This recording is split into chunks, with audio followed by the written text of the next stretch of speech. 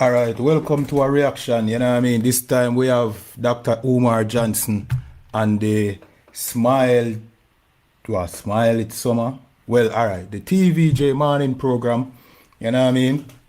Being interviewed by Neville Bell and thing.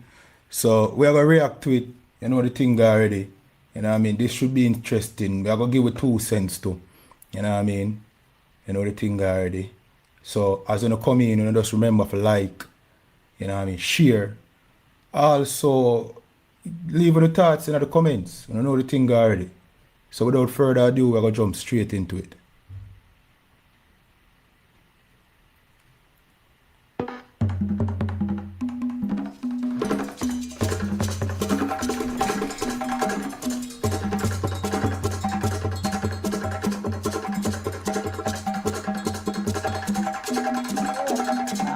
Islamic vision continues to resonate across generations, across the world. We ask what Pan-Africanism means in today's world, and we're exploring its future in the 21st century with psychologist and Pan-Africanist Dr. Umar Ifatunde. We're examining how Garvin's ideas can shape and inspire a whole new generation.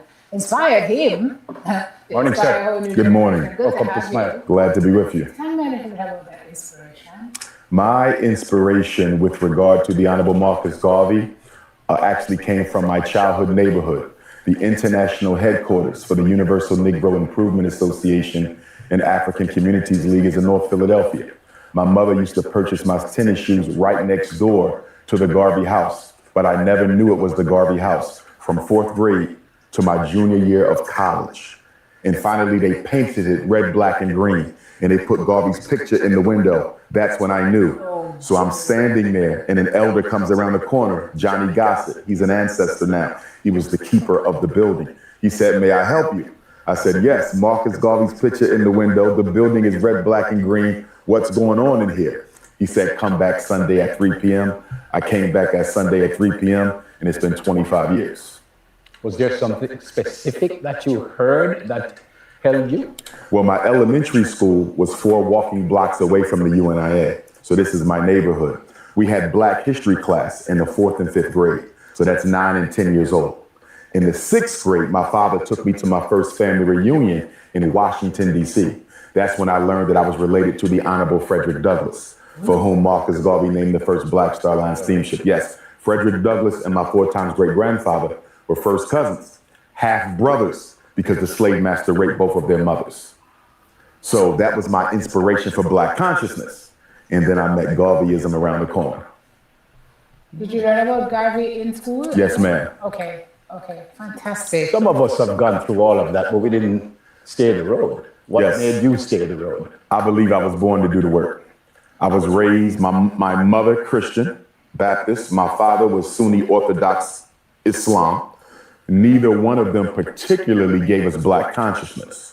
They gave us good character, hard work, love and service to others, but not the Black consciousness. So for me to be how I am, I think the ancestors put it in me.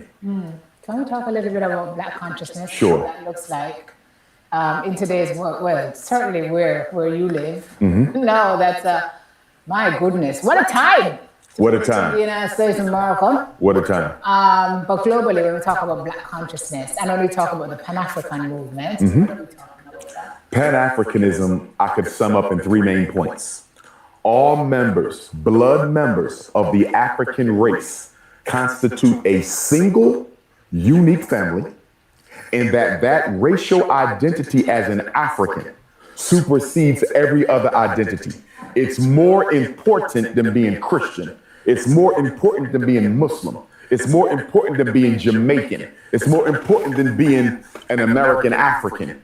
It supersedes everything. Why? Because God made us African. The only thing you belong to that God chose was your Africanity. Everything else your family chose, you chose. So for us, the African identity is supreme. Number 2, whatever is to be done for African people must be done by African people. Self-determination without any interference from any alien group. That is very important.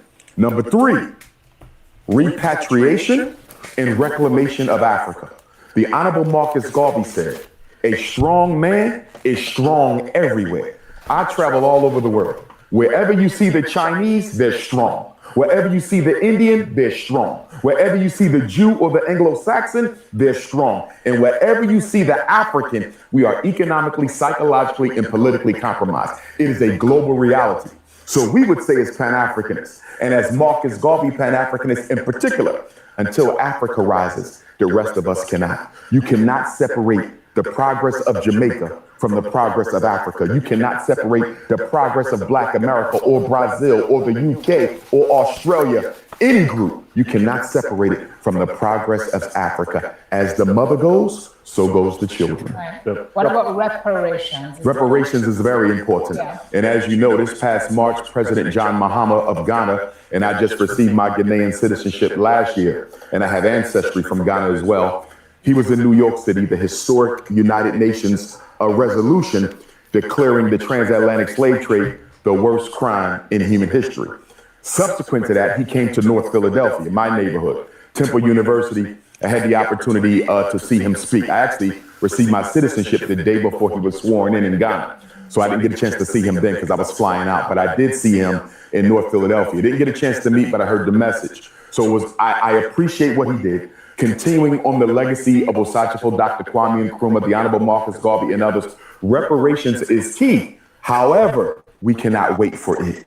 We must continue to work. My concern about the reparations push is too many diasporan Africans. We, the children of the transatlantic slave trade, we're waiting. We can't wait. We continue to fight for reparations, and we continue to fight to improve our condition where we are as it is. You cannot wait. That would be a trap. Yep. Dr. Ifatunde, we were speaking before we came Yes, sir. on, and one of my friends, when they heard I was going to interview you, he said I should ask you because you said you should not marry outside of your race. Absolutely. And he said, what about Jamaica? We're out of many one people, so we have different kinds of Jamaicans. We look differently.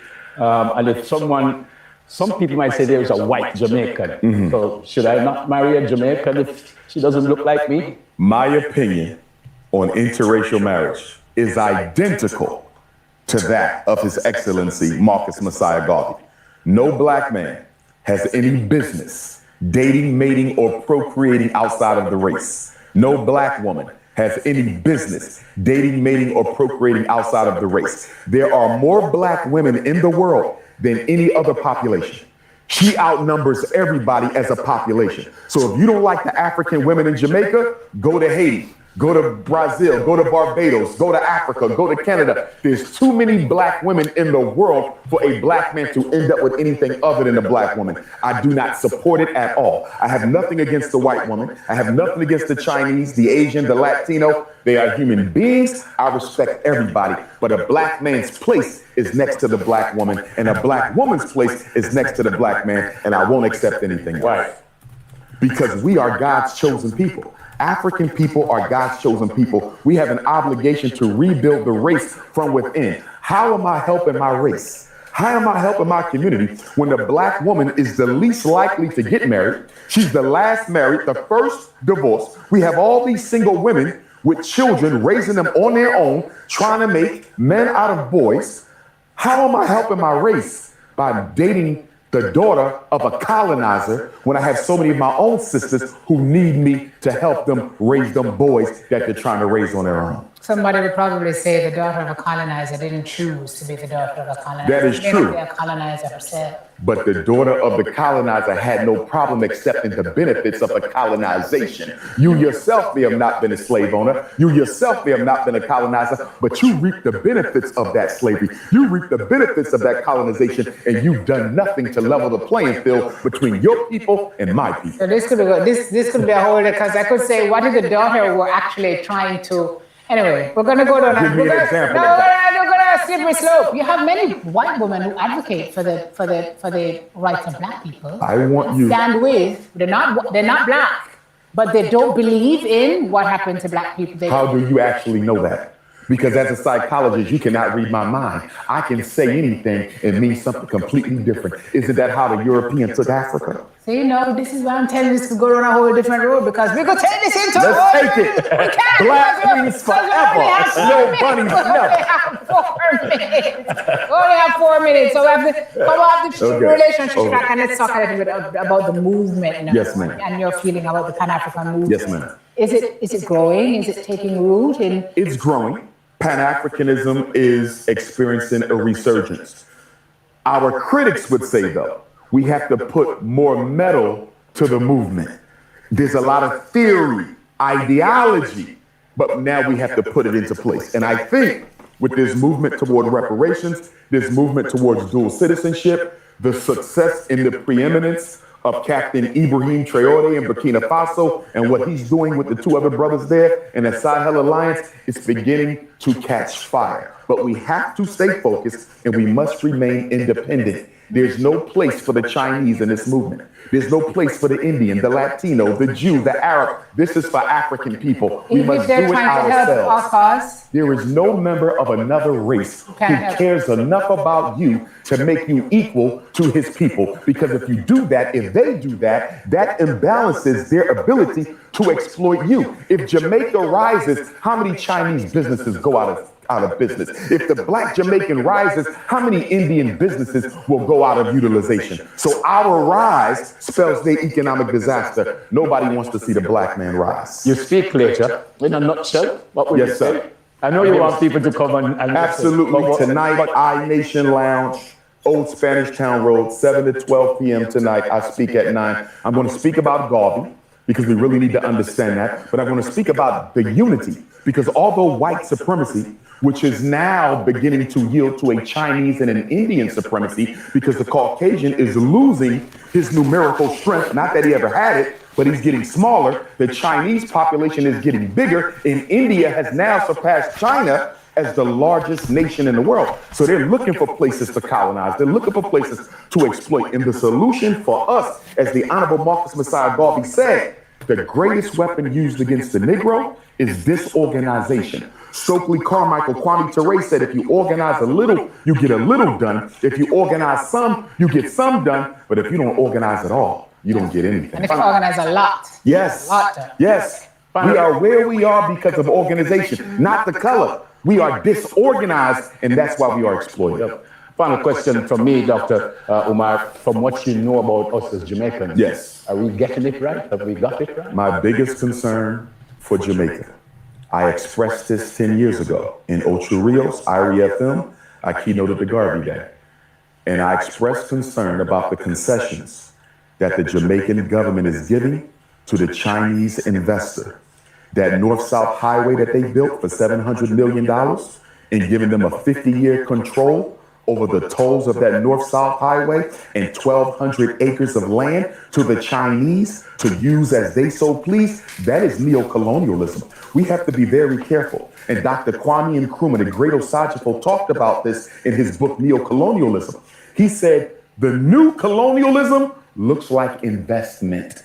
And that is exactly what's happening in Jamaica. And if we do not stop, 50 to 75 years from now, the Chinese flag will be flying on this island and not Jamaica. Marcus Garvey turns in his grave. Paul Bogle turns in his grave. Sam Sharp, Nanny, Captain Cujo, they're turning in their grave because the very thing that they talked about, sovereignty for Jamaica, is at risk because we won't stop accepting the so-called investment, which is nothing but a disguise for neocolonialism. Thanks for coming, sir. Thank you, sir. Great to see you. Where do we see you later now? iNation, Old Spanish Town Road, 7 to 12. Dr. Umar speaks at 9. There's a flyer on screen. You want to? How am I helping? So, you know what I mean? You want to know when a movement is, you know what I mean, the right movement is when other movements have to steal from it to push them agenda. So, Dr. Umar Johnson must say a lot of good things, you know. But what you're going to find out is that, you know what I mean, a lot of what him said was just taken from the ISUPK. You understand? We were the ones that was spoke about, you know what I mean, no interracial marriage. And where did we get that from? We get that out of the Bible. You understand? We got that out of the Bible. But of course, you know them snake oil salesmen, them are going to come about, and because their school of thought is not as sincere as what the ISUPK and the Commanding General Yohana does, they will take from somewhere else to strengthen their own argument. You know what I mean? In minute 7, he talk about black people and African people being God's chosen people. Now, where did that concept come from? Is the question. Who talks about God's chosen people? Well, look for me. We never see this before. We never see brothers and sisters, not brothers and sisters, but brothers on the street wearing this, saying that blacks, Hispanics, and Native Indians are God's chosen people. When have Pan-Africanists start calling Africans God's chosen people? When did that start? The reason why you hear him use that term is because now he want to, you know what I mean, use this talking point to win over people. You understand? That's all he's trying to do. He's a snake oil salesman. Now we're going to read in a Deuteronomy. See in Deuteronomy chapter 14 and 2, and it says, "For thou art an holy people unto the Lord thy God, and the Lord has chosen thee to be a peculiar people unto himself above all nations that are upon the earth." Right? That is what the Bible said. Here where Dr. Umar Johnson said in minute 7 and 40 seconds. To rebuild the race from within. How am I helping other than the black woman? I do not support it at all. I have nothing against the white woman. I have nothing against the Chinese, the Asian, the Latino. They are human beings. I respect everybody. But a black man's place is next to the black woman, and a black woman's place is next to the black man, and I won't accept anything else. Because we are God's chosen people. African people are God's chosen people. We have an obligation to rebuild the race. The term God's chosen people is coined by the Bible, and it was talking about the children of Israel. Dr. Umar Johnson, a Pan-Africanist, also one popular Pan-Africanist that you have in Jamaica is Muta Baruka. Who know Muta Baruka? You know what I mean? Put a one in the chat. See? They don't believe in the Bible. They don't believe in the Bible whatsoever. And this is why some people think that he's an agent, you know. Me personally, I don't know if he's an agent. I just, you know what I mean? I don't know. But we know that the Israelite movement has become so undeniable that the oppressor would want to put a lot of agents out there to disrupt it. You know what I mean? For example, look at the work that Captain Tazariak is doing. Captain Tazariak of the ISUPK and a Commanding General Yohana.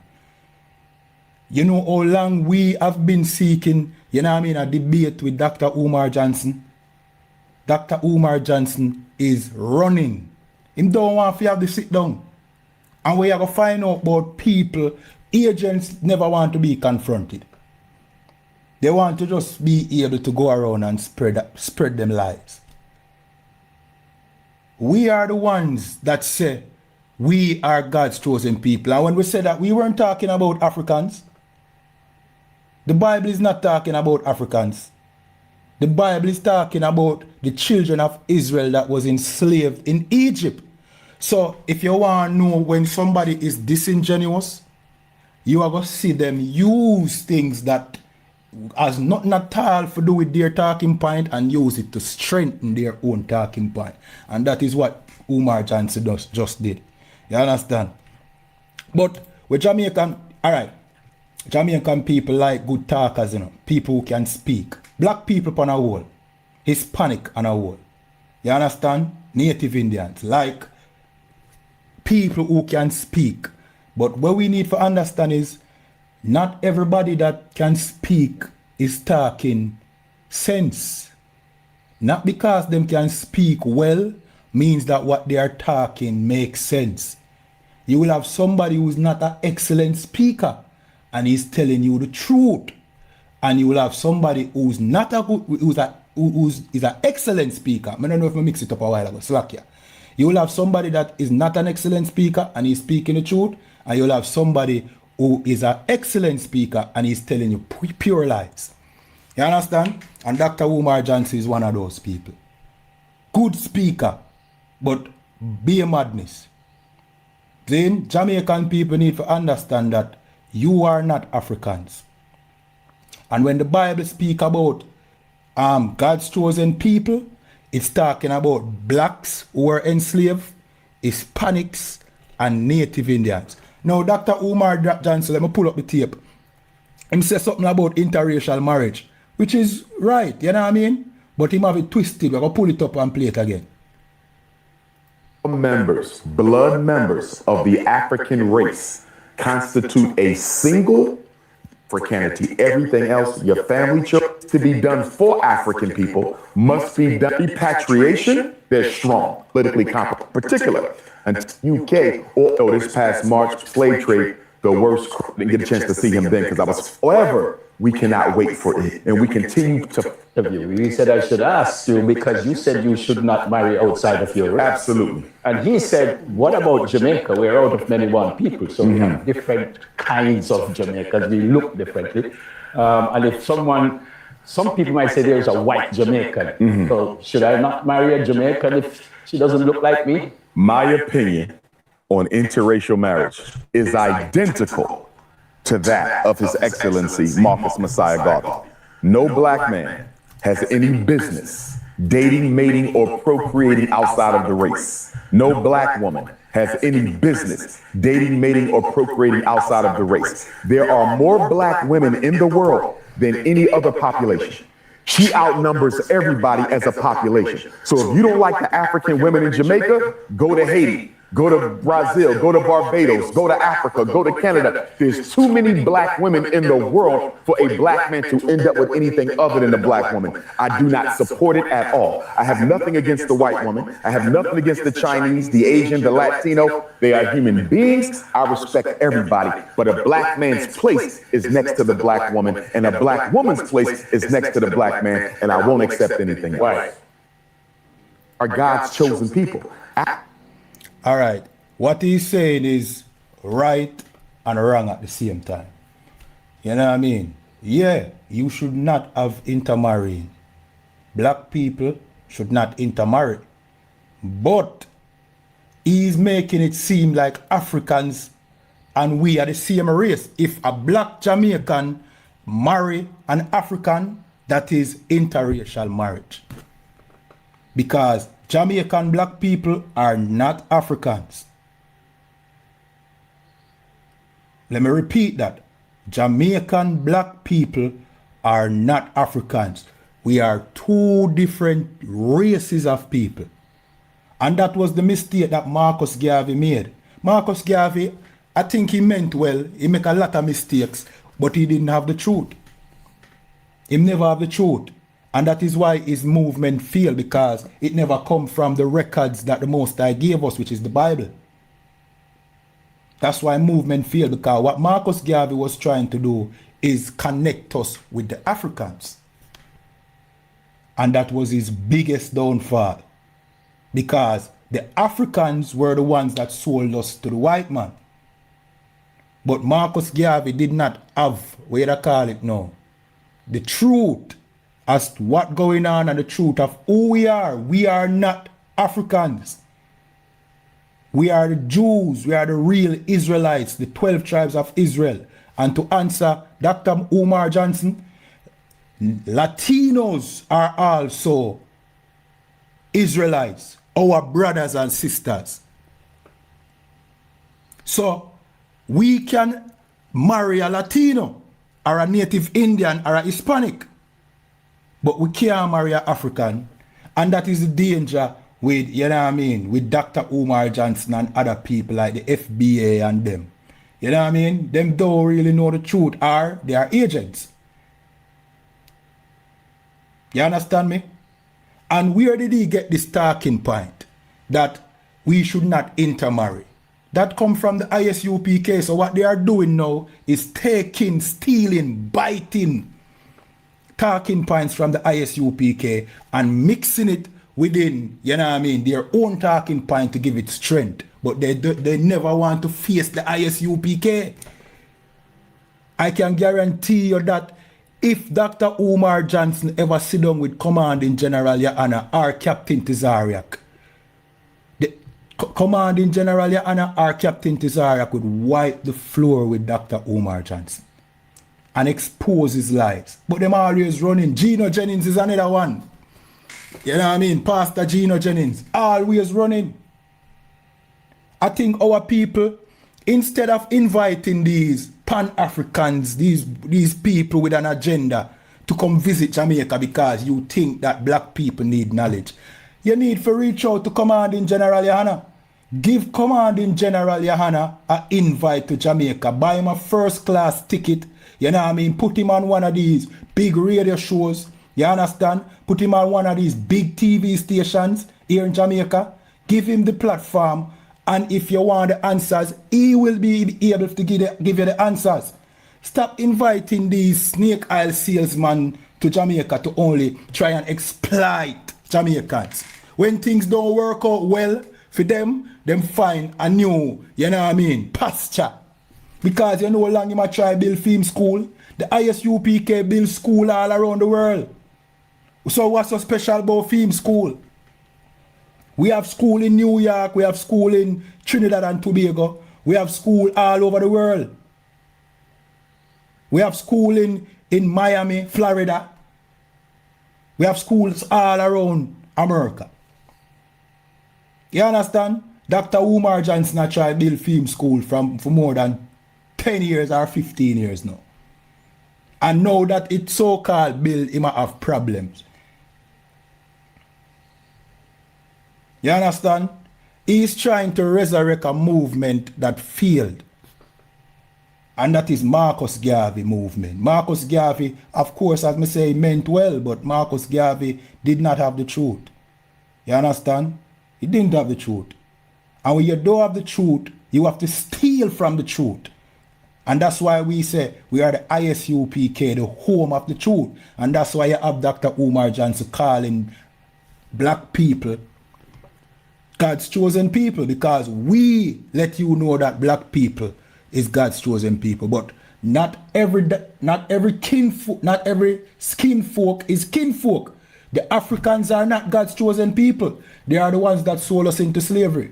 You understand? So what I'm going to do, I'm going to show you that there's a difference between black people here in Jamaica and the Africans. See?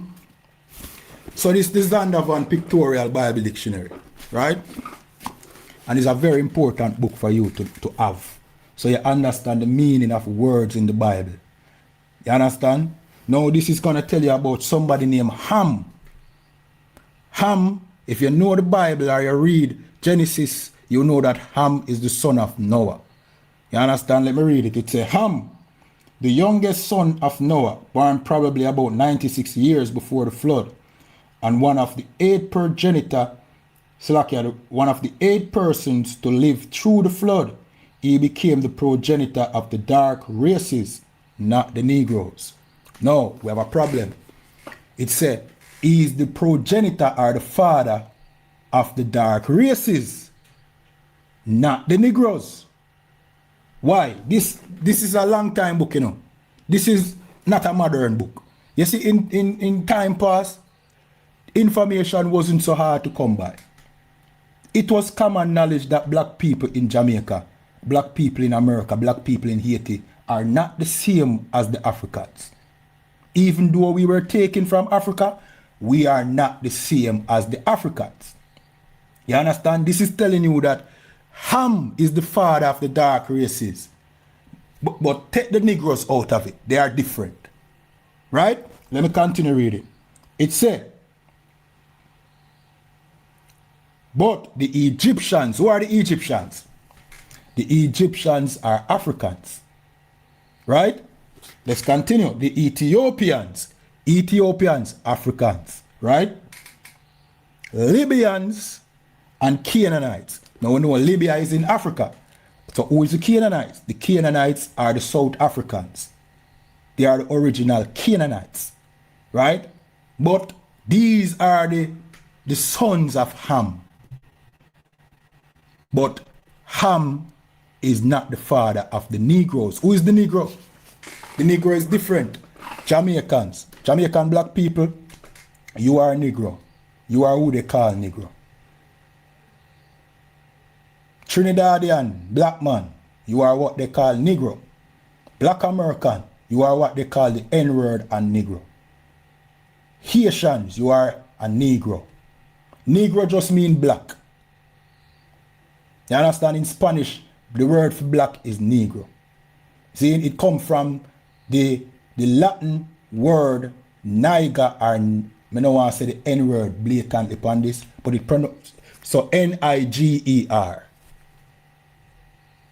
which you can find in the Bible, where they call Christ's disciples the N-word, Niger, in Acts 13 and verse 1. You understand? This has come from white people, this depiction of us. This is what they call us. They call us the N-word, which just mean black. Niger, or Nigger, Niger, just mean black. One is black in Latin, Niger, and Negro is black in Spanish. You know what I mean? So, that is where the word come from. Zin? That is where the word come from. And Christ's disciple was called that in the Bible. Why? Who called them that? As a matter of fact, let me find the scripture. Acts 13 and 1. See? So this is the book of Acts chapter 13 and 1. And it says, no, there were certain, no, there was in Antioch, no, there were in the church that was in Antioch certain prophets and teachers as Barnabas and Simeon. Let me put it on the screen. Put it on the screen so you can see it. Right? No, there were in the church that was in Antioch certain prophets and teachers as Barnabas and Simeon, that was called, what's that word? Somebody tell me what's this word. I'm going to highlight it so you can see it. See? Tell me what's this word. They were called this. You can see it? What's that word? So these Barnabas and Simeon was Jesus' disciples. You know what I mean? Disciples who were converted after Christ died, right? And this is what they were called. You understand? This is what they were called. Let me read it again. No, there were in the church that was at Antioch certain prophets and teachers as Barnabas and Simeon, that was called the N-word, and Lucius and Cyrene and Maniam, which had been brought up with Herod the Tetrarch and Saul. You understand? Why? Who was calling them the N-word? Somebody blow my mind. Pause. Somebody blow my mind. Why were they called? Who was calling them the N-word? Yeah, Niger is Latin. It means black, and that is where the N-word come from. That is where the Nigger come from. See? That's why them call you not only Nigger, them call you Negro, because both words mean black. All right, let me look up the meaning of the word Negro.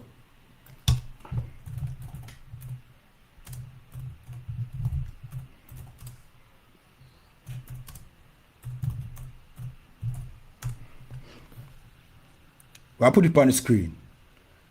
Negro, black in Spanish. See it? When I see it? When I see it? That's why them call black people Negro. You understand? Of course, them use it as a racial slur. Don't get me wrong. It is currently not a racial slur when we are using it against one another, do you know?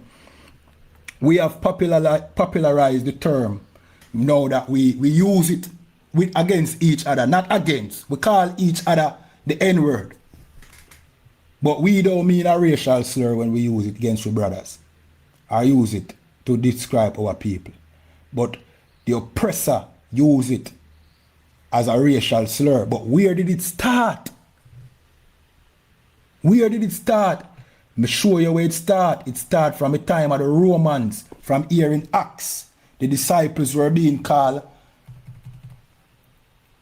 the N-word. And who were calling them the N-word? The Romans. Who are the Romans?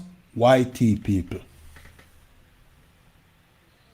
That's why when this say, I read again, Ham, the youngest son of Noah, born probably about 96 years before the flood, and one of the 8 persons to live through the flood, he became the progenitor of the dark races, not the Negroes. Them different. The Negroes completely different from Ham's children. Who is Ham's children? Let's see who is Ham's children. But the Egyptians, Ethiopians, Libyans, and Canaanites. Those are the Africans. You understand? Those are the Africans. They are not our brothers. They are the ones that sold us into slavery. You know what I mean? They are the ones that sold us into slavery. So we know that, yeah, you might say, Brethren, are foolish this year talk because, yo, every black man come from Africa. Every black man from a block, you come from Africa. Brethren, not all skin folk is skin folk. Because you have East Indians who well dark skin. The Arabs, the original Arabs, were dark skin. You think them light skinned people over the Middle East, they are Arabs? Black people love talk about them more because, you see, because we lose our identity, like what the Bible say, we like to identify with anything that is dark skin. Well, the Moors is one dark skinned people, but they are not us, they are Arabs from Morocco. Morocco is in Africa. See? The Moors are Arabs. Children of Ishmael, they are dark skinned just like we. And many of them used to live in Spain. We used to live in Spain too. We were being persecuted in Spain at one time. You understand? We were being persecuted in Spain at one time, you know. Because we had to flee Jerusalem. I'm going to read it out of this book. This is the book from Babylon to Timbuktu. And we're going to show you how black people, how Negroes, how the Jews ended up in Africa. See? This is from Babylon to Timbuktu, page 84, second paragraph. Right? I don't know if Nago can see that. See? This said, in the year 65 BC, the Roman armies under General Pompey captured Jerusalem. Now, when Jesus was on the earth, the Romans had already, you know what I mean, taken over and ruling. So Jesus was born in slavery under white people, just like you, just like every black man today. You understand? Jesus being a black man himself. See? Now, by the time Christ died, hold on. No, this is BC, 65 BC, before Christ's birth. So this happened before Christ born. See? 65 years or 65 BC, the Roman armies under General Pompey captured Jerusalem. Who lived in Jerusalem? We lived in Jerusalem. We are the Jews. You understand? We lived in Jerusalem. So they captured our city. Majority of the Middle East belong to us, but at this point, everything dwindled down to, you know what I mean, just a small piece of land because, you know what I mean, at this point, we were falling from grace. You know them way there? So, anyway, it said, in 70 AD, now 70 years after Christ died. So, they captured Jerusalem 65 years before Christ was born. Now, 70 years after Christ died. See? General Vespasian and his son Titus put an end to the Jewish state, meaning they put an end to our kingdom. That happened in 70 AD. That's 1900 and I'm about 44 years now. Almost 2,000 years. See? Let's continue. With great slaughter, during the period of the military governance of Palestine, you know that same land over there in Palestine? That's our land. But they name it half of a people that don't belong there now. So when this book was written, the land was called Palestine, right? So the military governance of Palestine, right? Many outrages and atrocities were committed against the residue of the people. During the period from Pompey to Julius, it has been estimated that over 1 million Jews fled into Africa. So during that Roman persecution, we fled into Africa. Why? Because the Africans look like us, basically. Me not think them look like us, but them dark skin like us. So we fled down into Africa. We run. We had to abandon ship. We had to flee homeland because the Romans, you know what I mean, them are destroy we, unalive we, them are put we in a slavery, them are do all sort of thing, them are oppress we. See? Them are oppressed we from before Jesus born. You understand? And bear in mind, they were the one that unalive Jesus. The Romans, the same Romans that want to tell you that you have to believe in Jesus to be a Christian. You understand? The same Romans that give you Christianity, they unalive Christ. And persecuted and enslaved his people. You understand? Let's continue reading. So it says over 1 million Jews fled into Africa, fleeing from Roman persecution and slavery. The slave market was full of black Jewish slaves. Get this book. You will get a proper perspective and color. You know what I mean? You know what I mean? Our people was, you know what I mean, was taught to think narrowly about color. The white man is who created this color dynamic. You understand? Most of the earth was dark-skinned people. See? So not every skin folk is kinfolk. And that may I try to tell you. See? Get that book and read it, and you will see. Say, I not just Africans alone black. You understand? But the point I want me just read a while ago is that's how we got into Africa. So we were living in Africa for like, you know what I mean? Eventually more than 1 million went down into Africa. Many fled into Europe. You understand? Some went to Spain. We were persecuted in Spain.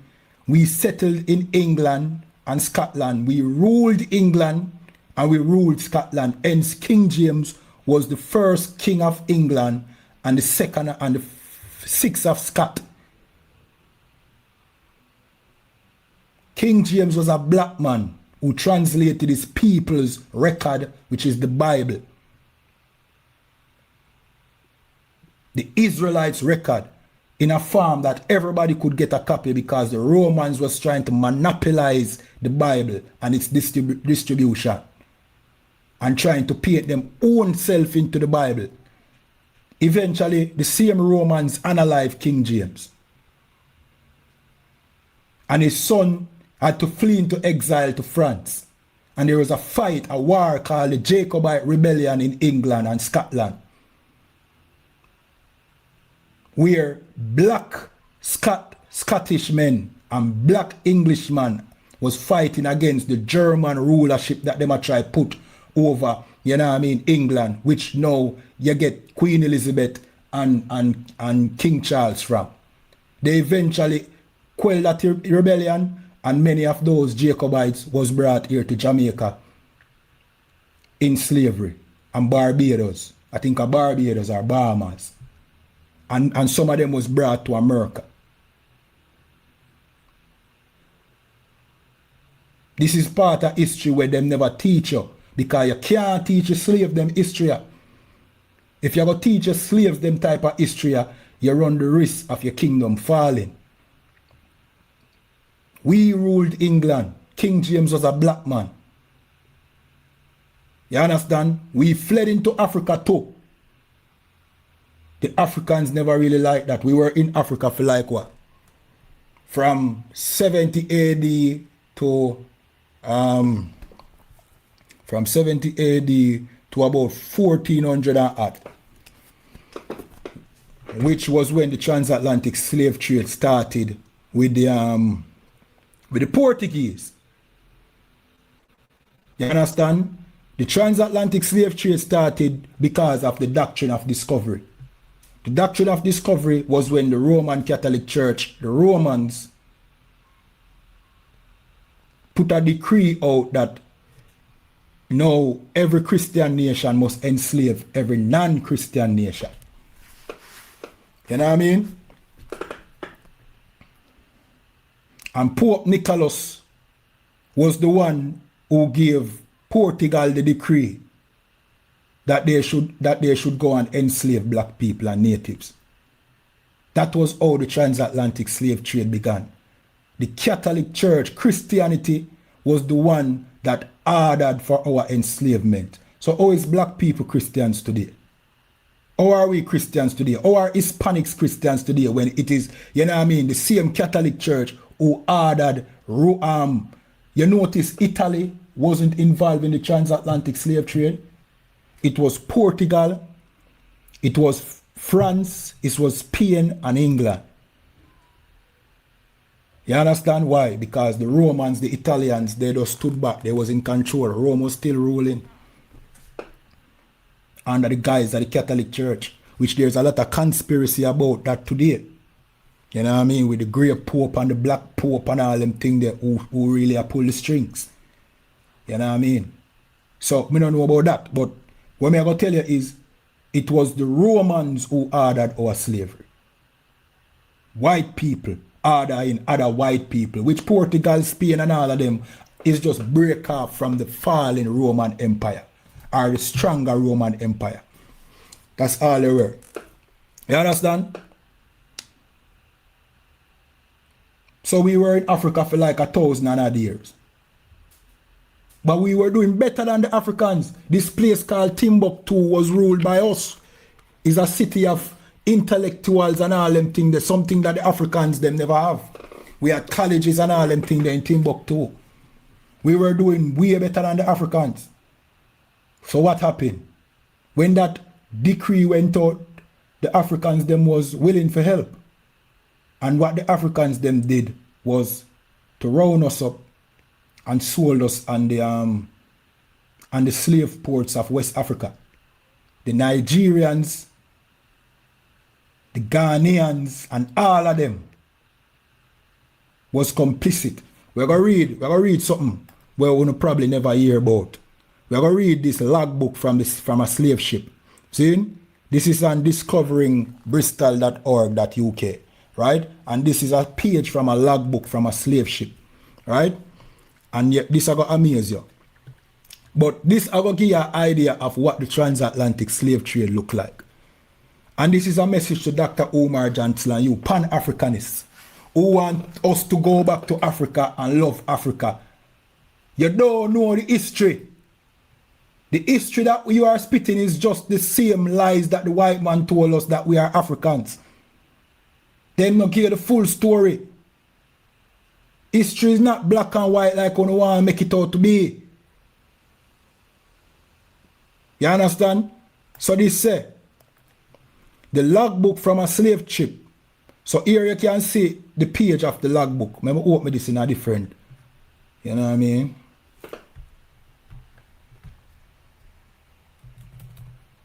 So this is the page of the logbook. And this is the translation. Or this is the digital writing it. And it said, the following are extracts from the logbook of the Bristol slave ship, the Black Prince. In 1762, the logbook remained intact today. A page from it is pictured here. The journal of the intended voyage in the ship Black Prince from Bristol to the Gold Coast of Africa, being her 7th to the coast, commencing April the 24th, 1762, was kept by the Captain William Miller. The owners of the ship were James LaRock and Co. That was a company. You had companies back then. You have, you know what I mean? What you call it? What you call them thing there? Insurance company and all them thing there back then. And these were the owners of that ship. LaRock, James LaRock and Co. Right? The Black Prince left Bristol on the 24th of April, 1762, arriving at the West African coast on the 26th of June. The ship stopped first at a place in West Africa called St. Paul's, and over the next 8 months moved around the coast buying slaves. It never said catching slaves. It said buying slaves. Somebody said we love Pan-Africanism, not Umar Johnson. Well, guess what? Pan-Africanism is madness too. Because you are telling we that we need to identify with the people who were selling us in slavery. You understand? We are not Africans. See? So Pan-Africanism is madness. It said the captain wrote, let me big it up on the screen so, because many of you might think me I read something we make up. Many of you watch it on the phone right now, so you might can't see the screen, but you can go over the YouTube channel where we are streamed on the regular screen as well, so you can see where we are read. See? So go back after this video, go back and watch this part. You understand? It said the 30th of June at 3 a.m. the longboat came on board with 7 gang casks of water and some traders with 2 men slaves. What is the longboat? The longboat is the canoe that the Africans them travel upon. It came out to sea, meet the ship, because that is how the transatlantic slave trade was conducted. Boats came out and meet the ships with slaves already caught by the Africans. But this boat brought 17 gang casks of water because why? It's a trade. And the people and the people on the ship need water. The white man on the ship need water. So him come for buy water and him come for buy slaves. So it's 17 gang casks of water and some traders with 2 men slaves. So at this particular date, the longboat came with 2 men slaves. Right? Let's continue reading. The 17th of July, my black servant, it says his black servant, called John Prince, gave an impertinent answer to Mr. Thomas III, made for which I'm giving him correction. So one of the slaves them make a disrespectful talk against one of the white man them. And the captain was correcting him or punishing him. See? Told me, talking about the slave told me he would be up with me for it. Upon which I put him in irons and slapped down on the quarter deck and put him on bread and water prison of fear till he know better, and to equivalent what he said, told me would run away as soon as he could. So one of our brothers said he would run away anytime he get the chance. All right? The 13th of August, the pinnace returned, brought some rice, but no slaves. So the canoe came, but this time they had no slave. They must bring some rice. All right? May I show you how the transatlantic slave trade went down. 7th of September, King Andrew came on board, gave him a keg of brandy. King Andrew was an African trader, probably nicknamed by his British trade partners. Now, what were the Africans to the British? Trade partners. Nickname, this African was nicknamed King Andrew by his British trade partner, and this African was a trader, a slave trader. Verse 16, see? 16th of September, I mean, sailed down along coast. So they want to sail along the coast to see if they meet no more traders, see if they can get some slaves, right? Me need to see the whole of the book here. And we can tell you, see, a lot of these, and people out there watching, no for you have better research capability than me, you know. You no need to go find out them things here. See if you can obtain these logbooks. These logbooks, they are still around. And many information is in there. We can help black people get the answers to the questions that we have need to answer. You go out there and find them logbooks here. And yeah, so you're going to get the real data, because if you know anything about a ship have to have a logbook. When you go on a ship, them log your name, them log your description, them log your occupation. Every cargo on a ship, from oil to containers, have to be logged. And during the transatlantic slave trade, we was the cargo. If you want to find our real names and what we were called, it in them logbook here. So if you think information is lost, no. As a matter of fact, information was maintained in the best way possible.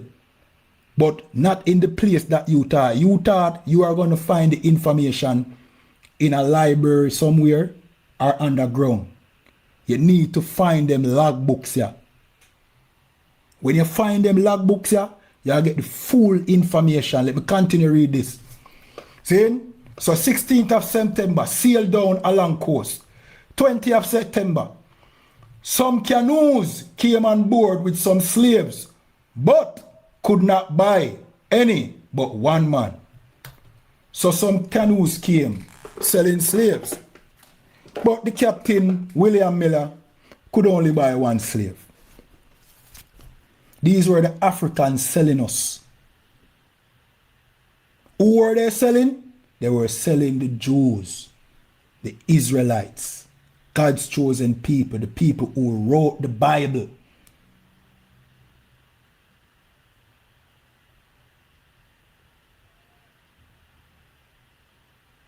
Somebody named Lenny Venter Entertainment say, we have many here, you are wrong. Virgin, tap your eyes, man. You don't have none. You have never seen a logbook from a slave trade in your life. I first you know say something like this exists. First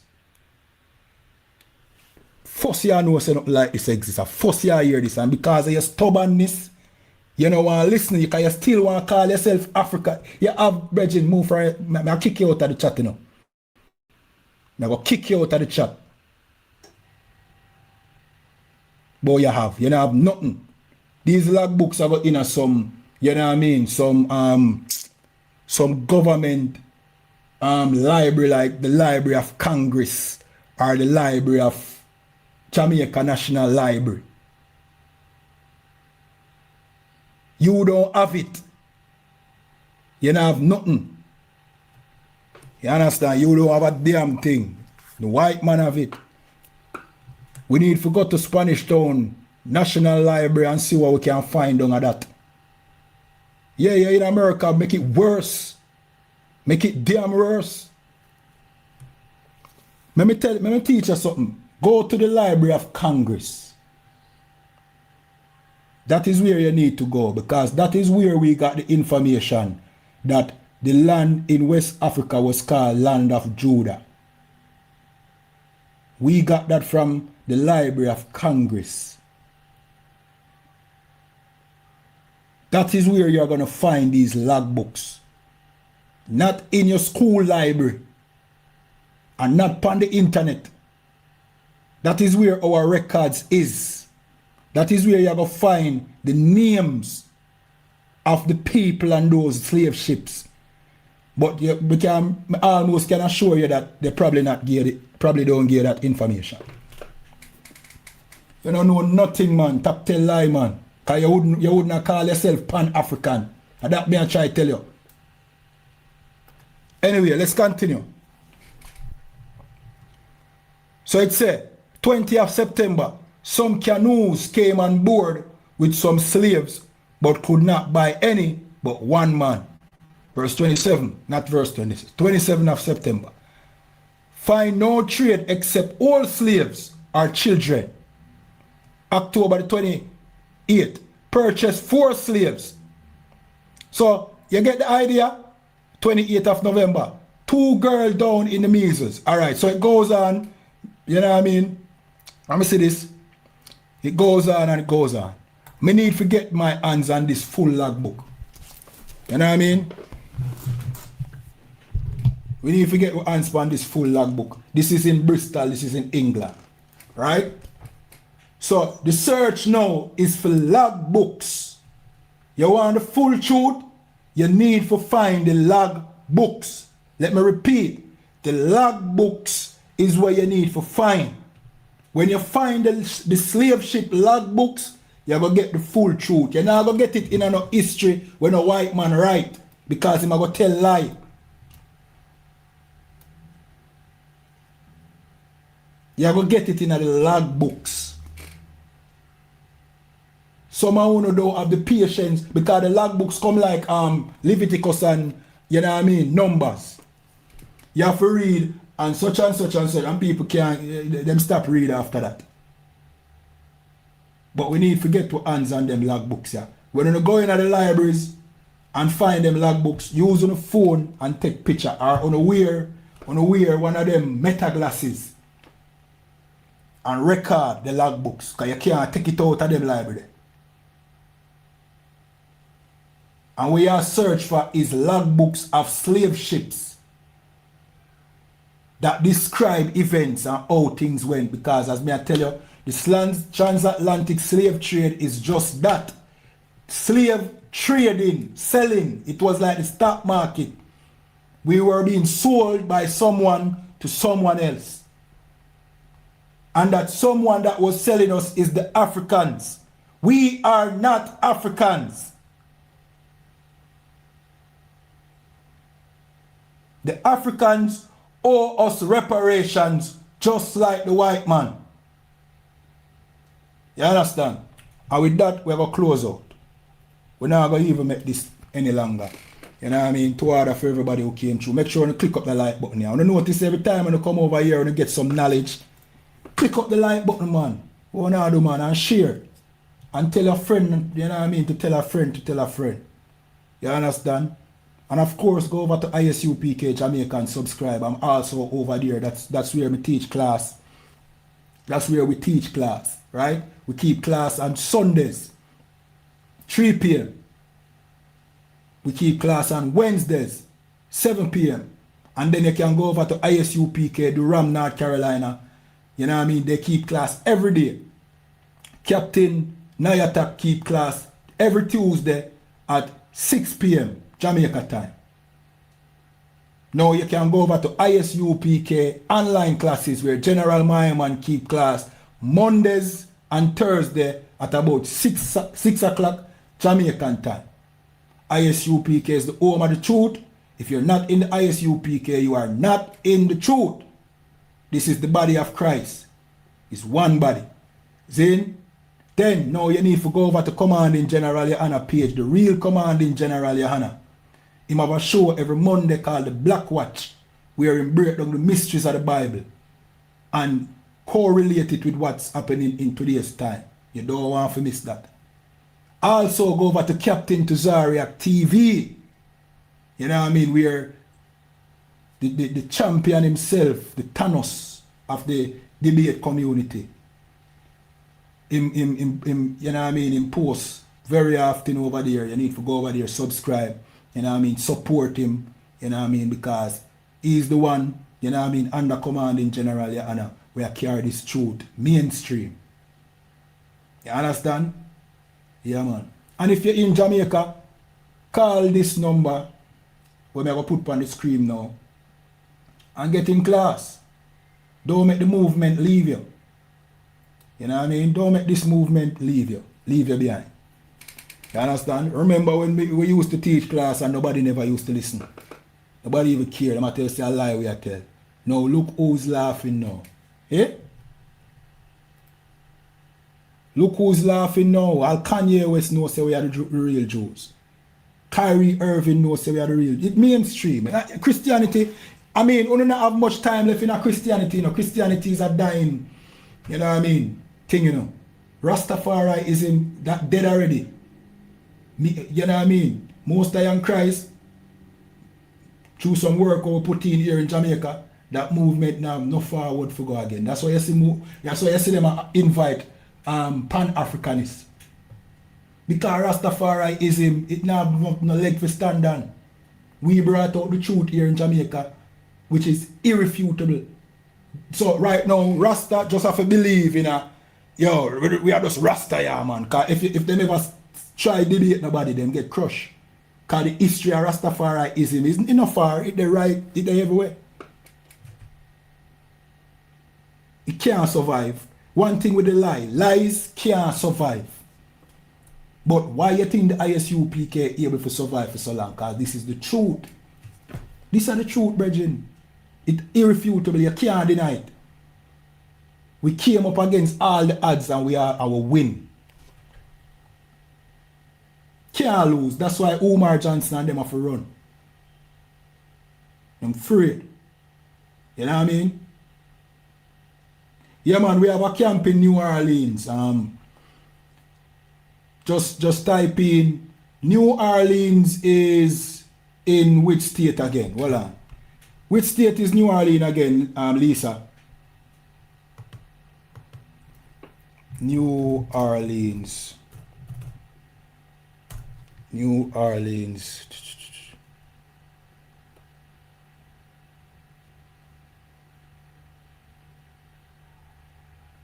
Is New Orleans in Mississippi? Or Louisiana? Oh, so the state is Louisiana. Alright, here what you do. Zane? Here what you do. The best way to do it, give me a second. Give me a second. Even though you can reach out to any ISUPK and get the number for New Orleans, but let me do something quick and fast.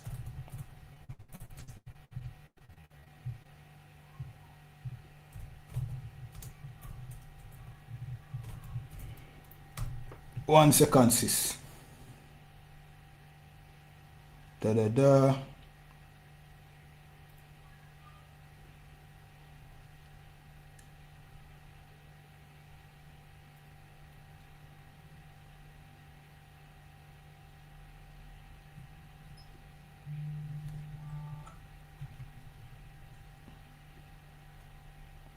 New Orleans.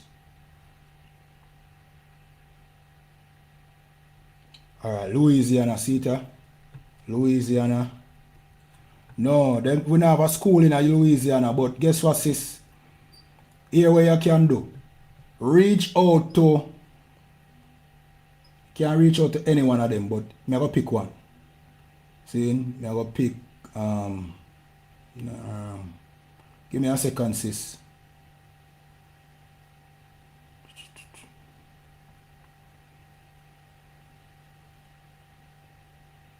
North Carolina. I'm going to find North Carolina. South Carolina. Da. 1 second. Just have some patience with me, the sis. South California, this. Alright, here we do.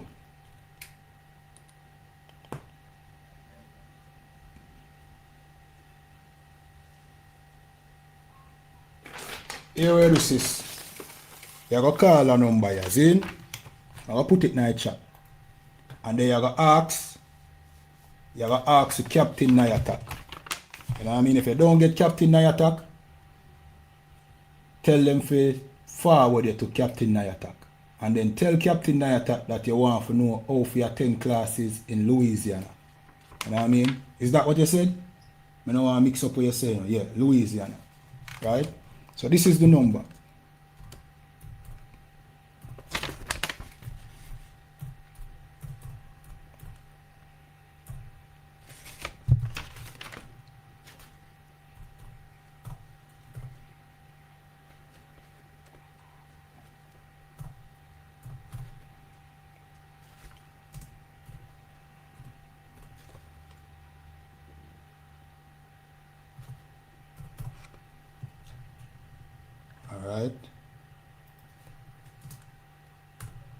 Alright.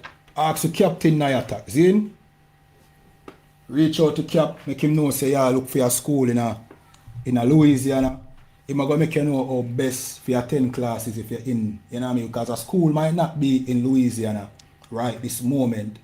But you can attend classes online or you can attend a nearby class somewhere. You understand me? So Lord be with you, alright, sis? Yeah, man. And with that, alright, me see no more question. I am going to join ISUPK. I am an Israelite. That's why I'm here. Always listening to you, Captain Tizariak, and all the true Israelites. I come across you on YouTube. I always tune in. Most I am Christ, the black Peridot. Most I am Christ. Yeah, man, I saw it go for me too, you know. I used to watch online, I used to watch Captain Tizariak, General Anna, you know what I mean?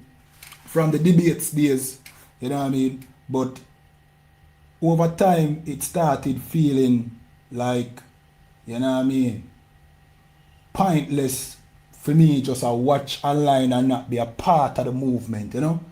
So, I couldn't help it. I did have to reach out and make them know, say, yo, I want to be a part of the school, you know what I mean? Yeah, man. And things haven't been the same since. Like, my viewpoint of the world, so much more clearer. And my knowledge of the Bible, so much more, you know what I mean, refined. You know what I mean? And a better person feel 10 times over. So, would I encourage you, don't sit on the sidelines like what me do for many years, but reach out. You understand? You can call a same number there where, you know what I mean, I just post a while ago and reach out to Captain Nayatak. You understand? Yeah, man. Do the right thing, man. Because the time I boil down. You know what I mean? We're living in interesting times nowadays. You understand? The oppressor kingdom will come to an end. And our rulership are forward soon. You know what I mean? You don't want to miss your opportunity. The scripture says, make thy election sure. You know what I mean? You don't want to put anything else on the table. You want to make your election sure. You understand? Many are called, few are chosen. If you encounter our videos and you hear the call, you have to answer the call. Christ himself said, my sheep hear my voice and they answer. You understand? I'm paraphrasing. So if you are Christ's sheep, you have to answer the call. See? And with that, like, share, follow, subscribe, and leave your questions in the chat. And with that, shalom.